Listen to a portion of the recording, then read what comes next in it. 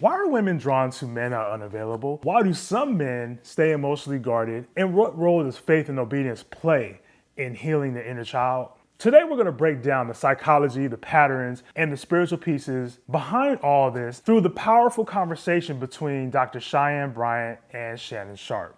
So I'm going to break this down from a licensed therapist perspective with honesty, clarity, and respect. What's good, y'all? My name is Terrence Stewart. I'm a licensed therapist. If you're new here, welcome to the channel. And if you have not subscribed already, make sure you subscribe to the channel and make sure you hit that notification bell so you know when these videos are about to drop. Now let's get straight into it. Now, Dr. Bryant said something that literally froze the room and actually had me very shocked as well too. And what she said was women who desire married men often don't want the man. They want that married position. Meaning that some women are attracted to the status and not the actual person.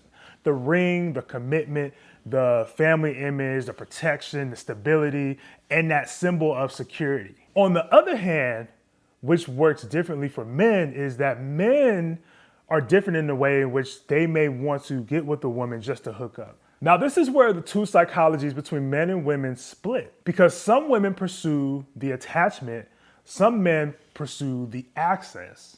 And typically the outcome is more confusion. And a lot of times when folks get into these type of entanglements, this confusion is wrapped in a nice little box in the bow and called chemistry. And Dr. Bryant really dropped the bomb when she said married men are often more loyal to the side chick than their wives. Now I want to hear from y'all in the comments. Do you think that's true, that most married men would be more loyal to their side chick as opposed to their wives? And I like the way Dr. Bryant broke this down, because this was something that is like an unwritten rule, I guess, among some men. Although I don't condone cheating at all or infidelity, I understand that it does happen. And I like the way Dr. Bryant spoke to Shannon Sharpe around this topic, because Shannon Sharpe was kind of like, oh, okay, what? Does that happen? Or I didn't know that happens. And Dr. Bryant was like, nah, cut it.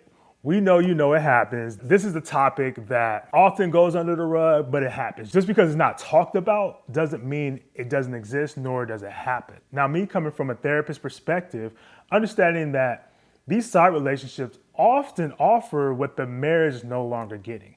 And usually these things are transparency, vulnerability, passwords to the phone, as Dr. Bryant had mentioned, these business trips, as Dr. Bryant was mentioning as well too, compliments and courtesy. Now, this is the version of the man in the side relationship that needs to be impressed, because these are things that's not being given or not being held accountable in the home. And this is where communication becomes very important, because many a times men may not be getting things in their relationships and they go outside the relationships to get it, when typically just a conversation can be helpful in trying to heal or get the man's needs met. But from my perspective as a therapist, here's the psychological truth. If someone has to hide you, that's not loyalty. That's dependency disguised as devotion. No one who loves you wants you to live in their shadow. Now, Dr. Bryant had brought up another great point, which she had mentioned.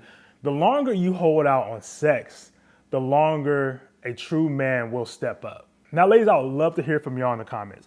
Do you feel the longer you hold out on sex, the longer a true man will step up? Now, I agree with Dr. Bryant on this, because it's not about control. It's not about taking away sex and things of that nature. It's really about clarity. And Dr. Bryant had made the clear distinction that casual sex produces temporary satisfaction. But from my perspective as a therapist, when we talk about relationships and intimacy, emotionally fused intimacy produces deeper connections and fulfillments. And she had dropped a bar. Dr. Bryant, she had dropped the bar. So if you have a pen and paper or you have something to write with, make sure you write this down. She had said she encourages transparency before intimacy, and that to penetrate the heart and mind before penetrating the body. Because sex can feel like a connection, but without safety, it becomes transactional and it mimics intimacy, because intimacy isn't just sex.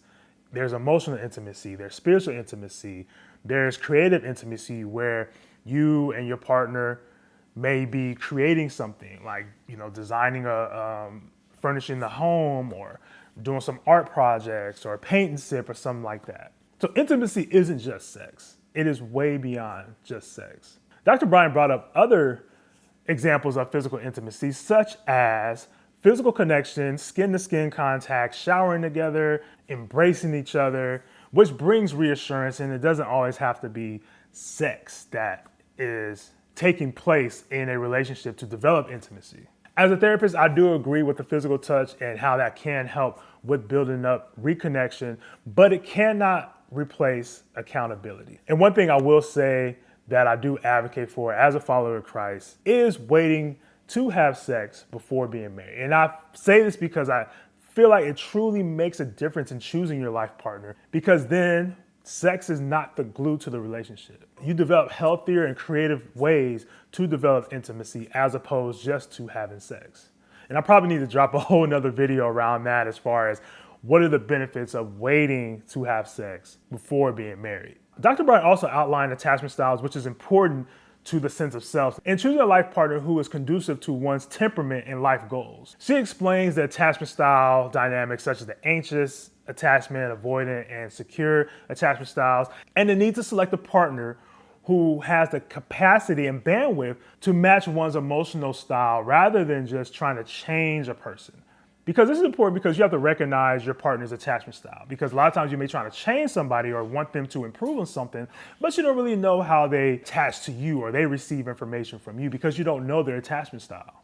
One of my favorite parts of the interview was when Dr. Bryant shared a story how she knows her ex-fiance sitting quietly watching ESPN. But something felt off with him. And instead of her ignoring him, she actually approached him. And this is what she said to him. She said, "I don't know what's going on or what you're going through, but we're going to get through this together and I'm not leaving." And she mentioned that he turned to her, looked at her, and started bawling, crying. Now, this moment was spectacular. Again, this is my favorite part of the interview because it wasn't that she fixed him, quote unquote, but she recognized him. She shared and learned that emotional discernment because of her father. And her father taught her how to read emotions and how to be more emotionally intelligent with men. And this speaks to something that a lot of people may not want to admit, but a father doesn't just protect the home, he interprets the world for his daughter. And that's why I always emphasize the importance of a healthy man and healthy masculinity being in the home.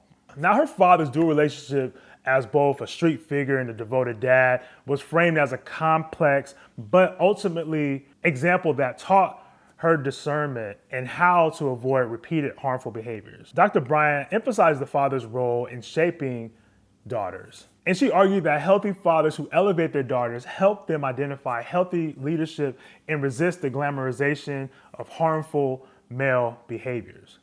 And this really goes to show how present fathers shape self-worth, boundaries, what love should look like, what red flags to look for in a man, and what strength looks like without abuse. Fathers set a thermostat for how warm a woman expects love to be. There was another topic that was brought up as to why good girls like bad boys.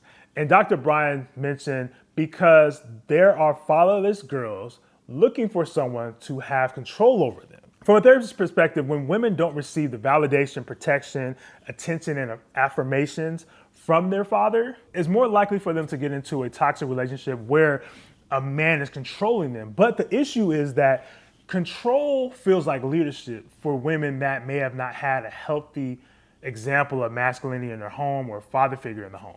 In addition to that, chaos starts to feel like passion, which leads into a lot of things like the abuse cycle. And you think somebody loves you because 50% of the time they're being cool with you and be casual, but the other 50% of the time they're being abusive physically, mentally, or spiritually, emotionally. But some women will take that 50% because there's a deficit there because they got 0%. So the 50 seems larger than 0. And that's not out of desperation or knocking against women who do receive that. It's just showing the relational deficit. And many women need that interaction, but it's disguised in abuse. I love how Dr. Bryant compassionately confronted Shannon Sharpe. And this is because we know Shannon Sharpe, he's made a huge name for himself. He has done fantastic, but there have been some downfalls where it came to sexual abuse allegations, having sex with this woman and things of that nature, and allegedly making abusive remarks towards women. But I love how she compassionately shared with him and like really read him for real. Like she was telling him that casual sex gives him control, it gives him comfort, but also the comfort protects the inner child, which is still operating out of fear. And many men avoid this because some of us are just cold. Some men, such as Shannon Sharpe and myself as well too, at some point in time, and sometimes I have my moments, sometimes are emotionally unavailable. And some men are also emotionally untrained. But this is why therapy can be very important for men. And therapy is not a weakness. It's really just a reset. Now, Dr. Bryant did speak boldly about God, surrendering to God. Obedience is greater than sacrifice. And she set a bar. She said choosing God's reports over trauma reports, like,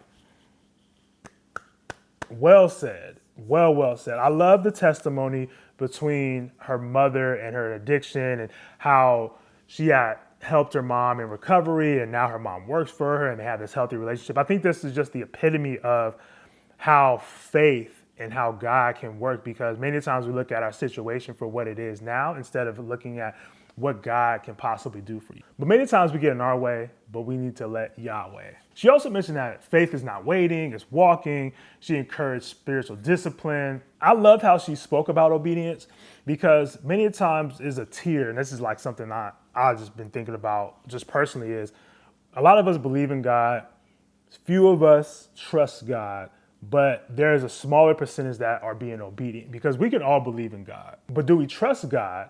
And what I mean by that is, are we allowing God to work through us?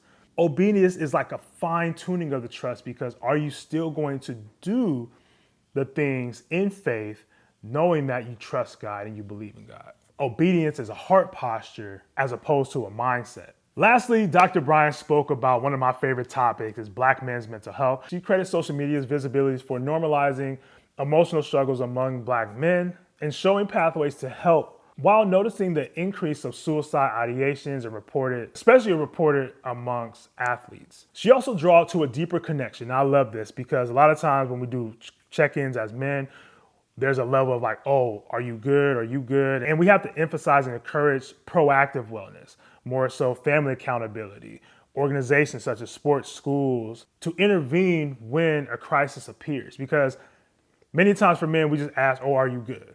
And that you are good, that's not enough a lot of times. And we do deserve support as men. We do deserve the softness, and we do deserve to reset. I appreciate y'all for tapping in. And I appreciate Dr. Bryant and Shannon Sharpe's conversation around this. Make sure you guys like, share, subscribe, and do all those YouTube-y things to make sure these videos continue to rock and roll. I have some other videos here around faith, mental health, and relationships, and make sure you guys check those out as well too. Until next time, you guys take care of yourselves and take care of each other. Peace.